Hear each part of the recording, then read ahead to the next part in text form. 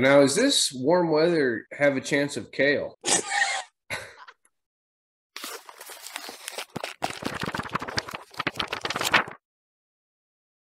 Hello, we are the Bookends, and this is the in-depth review you've never asked for. We're going to be talking about a book today. So what is this book? We're reading the Throne of Glass series, Crown of Midnight by Sarah J. Maas. Book number 2. I'm Clayton. I've never read this book, but everyone else has, so they're going to describe what it is. I'm Christine. This is my first time reading this book series. I'm Katie. This is my second time. And I'm Michael. It's the first time I read this book. Spoiler warning, we're going to talk about the entire plot of this book. It's going to be ruined completely if you have not read it yet. Give me the summary of the Midnight Crown. Selena is now the champion of the king, and she's supposed to be killing people, but she's faking their deaths. She falls in love with Kale, and they're basically like dating. Her and Nehemia, who is her best friend, got in a fight because Nehemia was like, "You're supposed to be doing all this stuff to make the world a better place," and Selena's like, "Meh." Nehemia's like, "You're a coward." The rogue group has kidnapped Kale, and Selena comes in Terminator mode and starts just wiping out this whole group. And the guy who's leading it is Archer,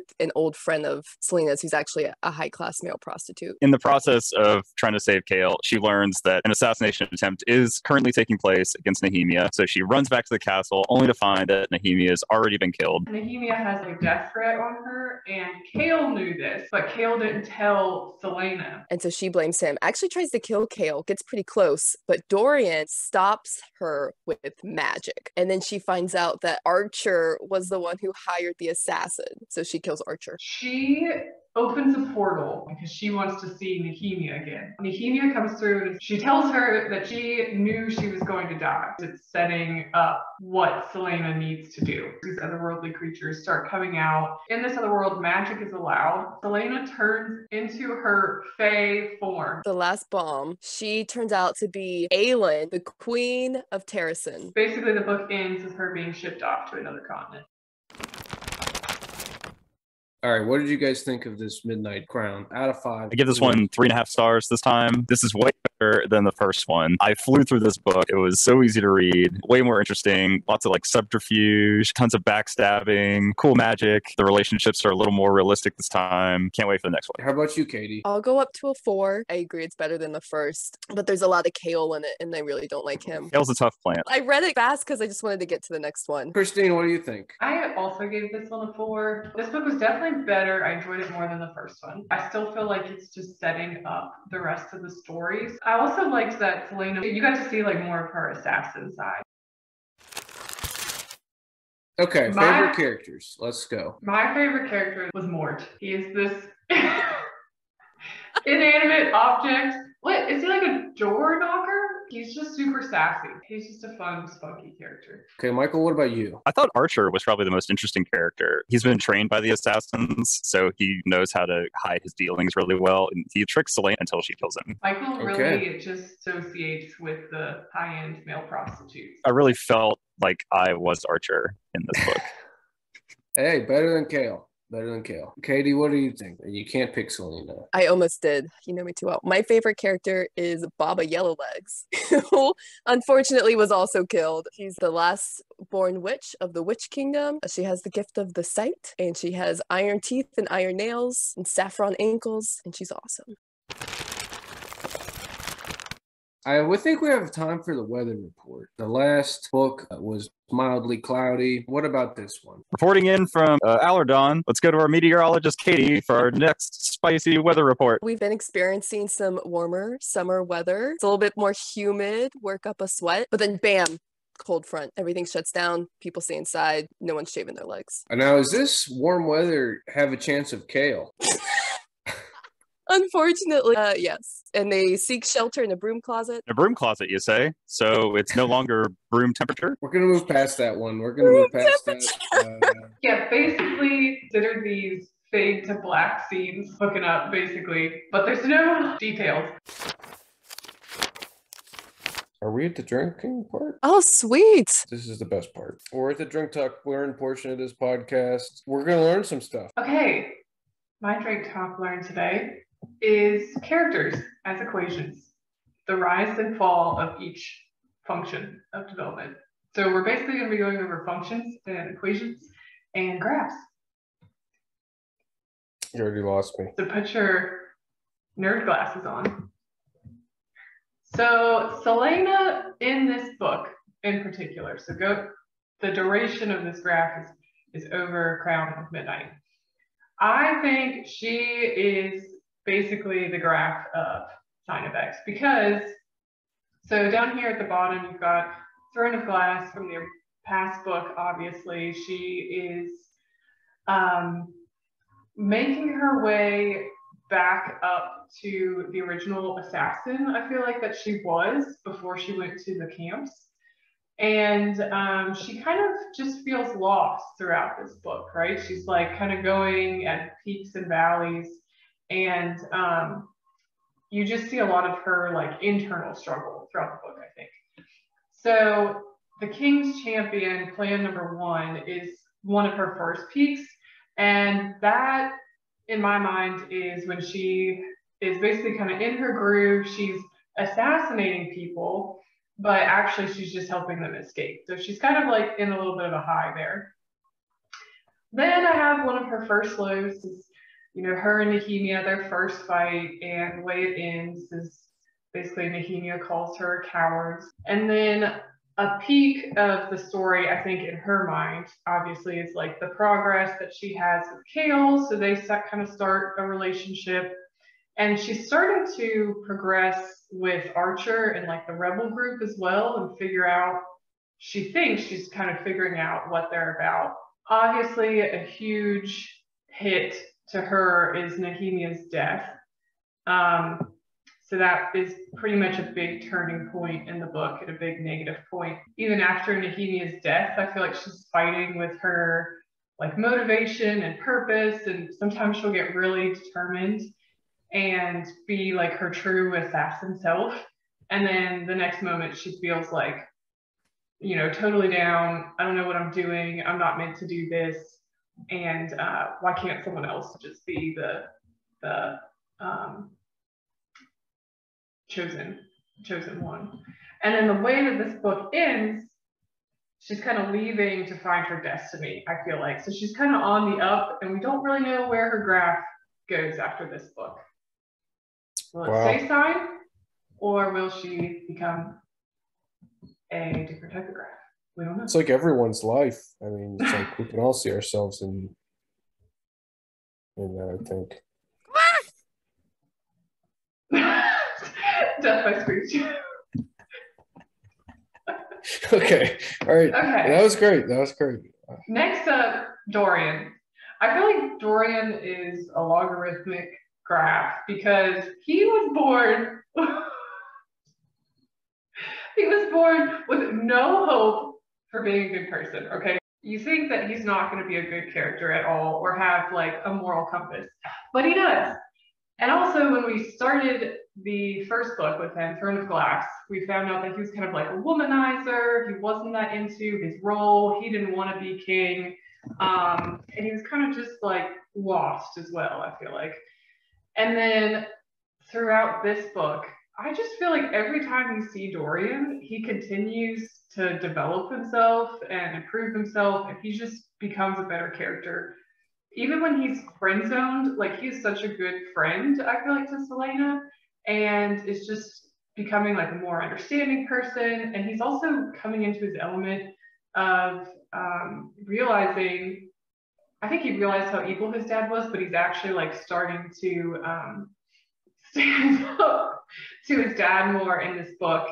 And he also finds out that he has magic in this book. And you know, so he's just like, I feel like he's developing into a really good character. It's not super extreme. It's not like an exponential graph, but he's slowly, I think, coming into his character, and he has a good character arc so far.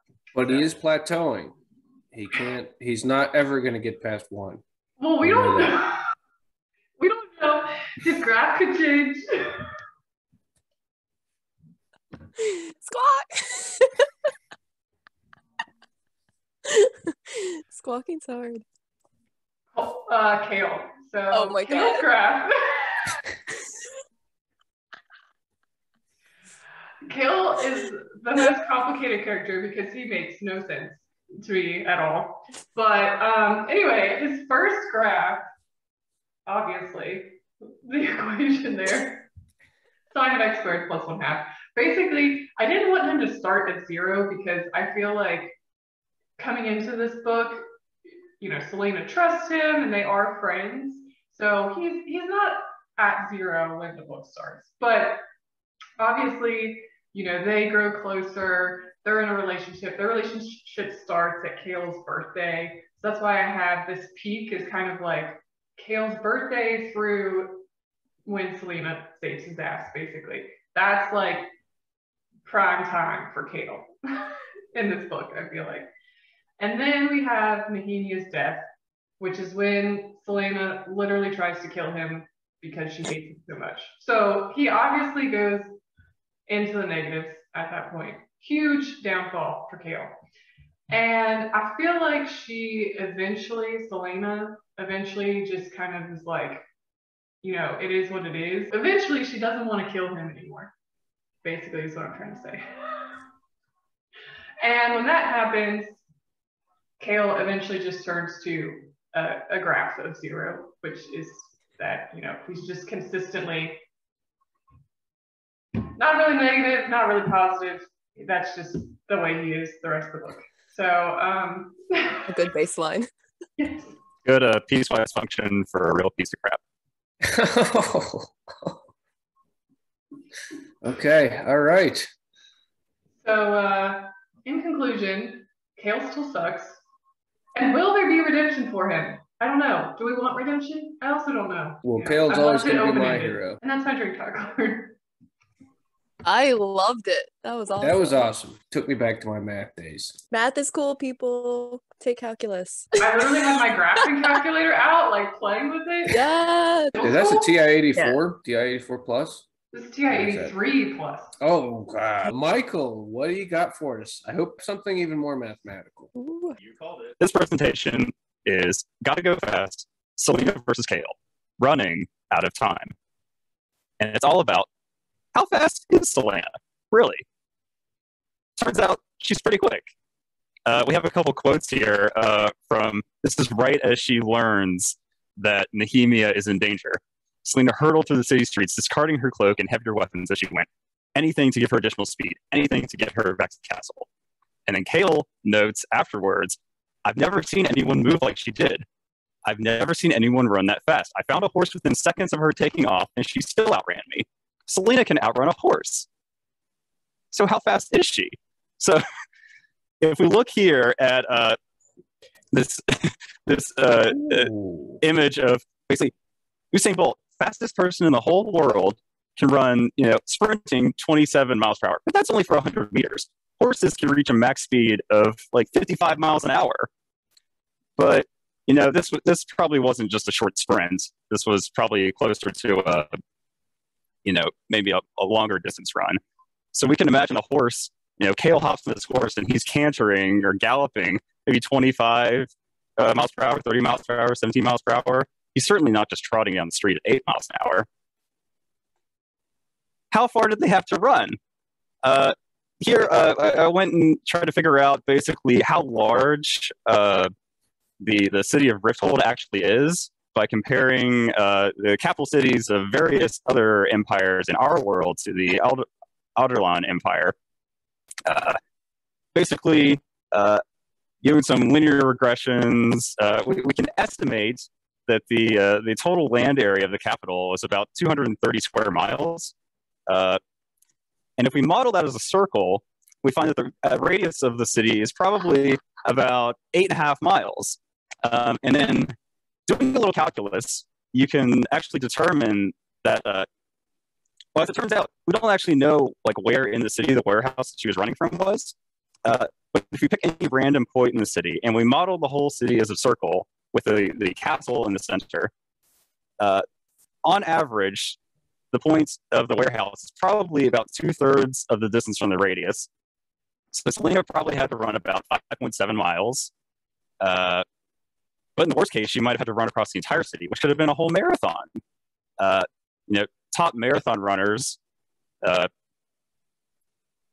you know, they can probably hold about, you know, 12.5 miles per hour at a time. But the distance that she actually ran here is closer to a 10K. The top race time for a 10K is about 26 minutes. But if we put in the marathon race speed and Selena running a 10K, she can get there in 27 minutes. So all this seems to pass the sanity check. And as it turns out, we do have examples of real human versus horse racing. In Wales, there's this 22-mile race that's held every single year, and humans do in fact win sometimes. In fact, not only that guy wins. This guy does not win, but he's ancient. But no, this is routine. Humans routinely beat many of the horses, and Kale just said he picked up a random horse. So it's entirely possible and probable that Selena, being the master assassin who we're told runs all the time, is able to outrun Kale on a random horse, given that she's probably riding about, somewhere from 6 to 10 miles. So in conclusion, Kale, you almost had her. You got to be quicker than that. Where's the function of Kale's weight to the horse? Not a jockey size. Still difficult for a horse. Definitely not jockey size. No. Katie, what do you got for us this week? This is my attempt to gain the sight in about 3 minutes based on a Learn How to Be Psychic in 10 Easy Lessons pamphlet I found online for free. Okay. Step 1, I need to set the stage, make a comfortable environment, and establish my authority through props. So, I am Baba Yellowlegs, the last born witch of the Witch Kingdom. Look into my mirrors to see the future. Next, I want to make a sympathetic environment, set us up as a team. You, boy, give me your hand so I can read it. That'll be 6 gold. Okay, I think that's a good environment. Next, 7 things I want to talk about. Love, health, money, career, travel, education, ambition. So what have you come to ask Baba Yellowlegs? Who you'll marry, how many children, how you'll die. That's a quote from the book, by the way. All right, start with Barnum readings. My teeth are popping out. I'm just gonna.